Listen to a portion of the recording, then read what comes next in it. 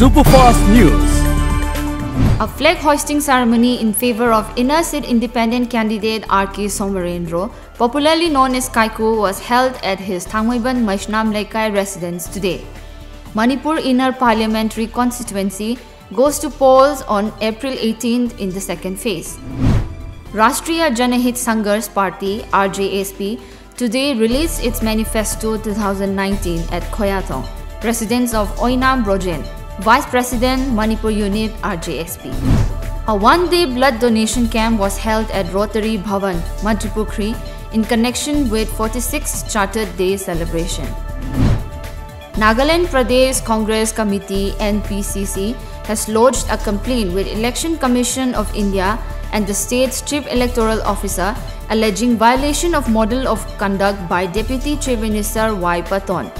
The Congress has also demanded a re-poll at polling station number 31 under 37 Tuyi Assembly Constituency in Wakha district. Twitter recorded 45.6 million tweets on its platform during a one-month period in the run-up to the polls, registering 1.2 million tweets on the first day of voting on Thursday.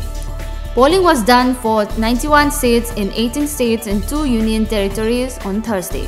The Supreme Court has ordered all the political parties to submit details of poll bonds to the Election Commission by May 30th in a sealed cover.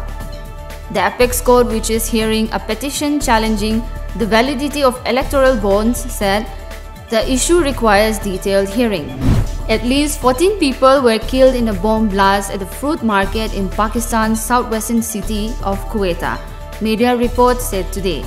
We have 14 dead bodies and 15 people are injured in the bomb blast in Hajarganji neighborhood of Quetta, senior police official Abdul Razak Chima said.